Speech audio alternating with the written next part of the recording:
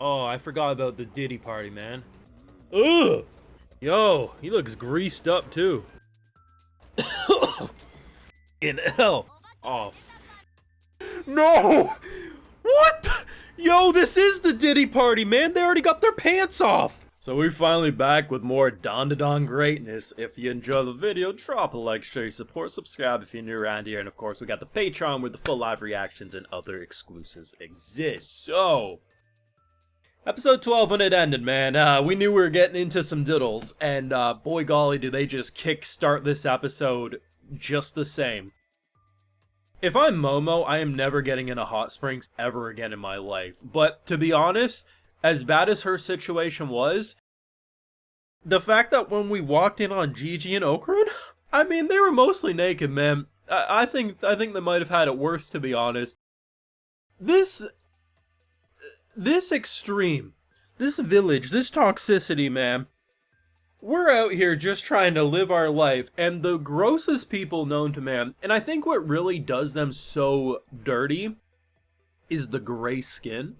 If they were like human-colored skin in this world, they would still be weird, but I feel like they would be less disturbing.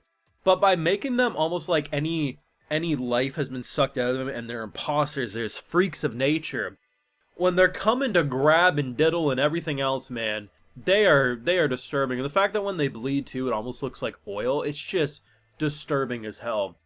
And I love how it's so satisfying because nothing that they say, I'm like, oh, they feel like they are speaking facts. Like, they're talking about their god, and I'm like, just shut up. And we see what their god is. It's a giant worm. And I love, you don't see it enough. Anime, movies, whatever. We need more moments where the crazy cultist lunatics are worshipping the dumbest shit ever, and when they finally see it, it just kills them immediately. Like, I'm not saying they wouldn't have been happy to die for their god, they probably would. They probably get a wet dream over that, just thinking of it. But the fact that this weird Dark Souls boss fight, which is really what it looked like, it feels like you'd be playing Dark Souls 1, you take a wrong turn, it'd be a completely dark area, and then it would be illuminated by the little things surrounding its mouth hole thing. That's what it felt like, and the fact that it just immediately ate them is just glorious. To be honest, weird ending though, because our boy Okarun, he starts I'm like, okay, what the my boy, this is oddly sexual. What are you doing? Insane shit. Immediately came out swinging. The production as amazing as I remember, and I think given how hard they cooked with this show, I am very, very happy that they didn't just air cores 1 and 2. I think they're calling it season 2, but I mean, at the end of the day, when you're making a show back to back, it's all one production anyway. But if they would have aired all this, back to back, it's not impossible to keep this level of quality up, but it would have been a lot harder. And I think just given the best way to describe the movement in the show is the elastic feeling to the characters. Characters, when they move and they creep and they crawl, they run, they sprint, all these different things, their bodies get a lot more elongated, and it allows for a lot more freedom with the visuals, and it makes everything more impactful and just visually engaging to follow. The thing that really surprised me was that opening. I like both the new OP and ED, but the opening, I'm not going to be shocked if I see people say it's not as good as the first, but I really like the second. It has that little fun factor where it's a pretty, like, tame opening, but the beat and the lyrics and everything, I'm like, okay, I'm fine with it. And then it goes dun dun dun dun. And it does it a few times. I'm like, oh, okay, you got a little fun factor to this. And then the dance and everything, it's a fun opening and ending. And honestly, the music, I'm pretty sure I caught a couple new pieces of music that we didn't hear in the first season throughout this episode. And yeah, it's a jam, it's a bop. I'm liking it, man. It's just, this show is so unapologetically weird. Like, everything about this show, top to bottom, is weird as hell. That's kind of why I like it. It can disturb me, it can make me laugh, it can make me feel a variety of things. But at the end of the day, these three dumbasses are a joy to follow. Momo, bless her heart though, she be holding the sanity down in this show more often than not. And truthfully, I think Gigi and Okarun would have been shit out of luck had she not come there. Ultimately, did they help save her too? Sure.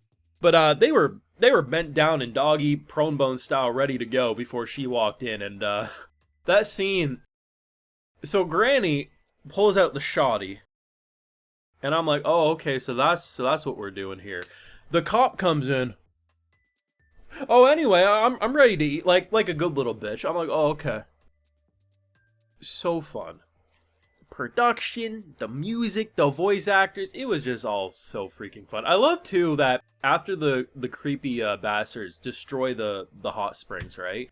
The normal people come in like, did you bastards do it? So they all scatter like cockroaches when the light comes on, just kind of scurrying away. There's this one guy in particular who, like, they're all jumping off like the buildings, they're trying to scatter. This one guy is hanging for dear life, and there's a window. And all that's really covering him is a loincloth, man. And I'm just imagining the poor son of a bitch who might live in that building, who's just gonna be sipping on their coffee, looking out, and they're just gonna see shrivelly old man dick. This show's a riot, man. I don't even know what we're gonna see with this arc. I heard when we ended the first season that people were very excited for this upcoming arc, that it was really good. I don't remember if people were saying it was among the best arcs. I just remember people specifically saying it was an incredible arc and season 2 was gonna cook. So, you bet your sweet ass I'm excited. I mean, ever since we saw the giant hole in the wall and all the talismans and shit, I mean, you didn't know what the hell it was protecting or trying to ward off. Well, as we see, now it's pretty clear what they were trying to ward off. The big snake worm thing that just... Jesus. Thank God it killed all the diddlers, though. I mean, at least that takes care of 10% of our problem, though the other 90% is probably objectively worse. Hopefully we can do something. Okrun's lost his mind. Momo's been slapped around enough that she probably has a concussion. And Gigi, man, you are not worth saving at this point. Like, as much as I love your character, after 10% of what I saw, I would have been running the other way. I would have said, that's up to you. 10 out of 10 return. I mean, need I say more?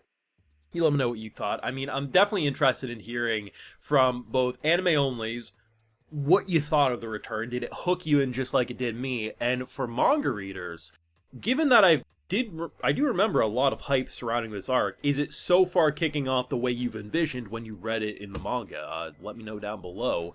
Be sure to drop a like if you enjoyed, subscribe, stay up to date on all this Don greatness, and hey, we do have the Patreon, full live reactions and other exclusives, like I give a video shout out to every single one of my patrons. Alright, so today we got I'm a Tormain, William McDougall Jr., Addy4143, Wasteford, White Link, Green Apathy, and we also have Name N. So I appreciate the support, everyone. Please take care, and y'all have a good one.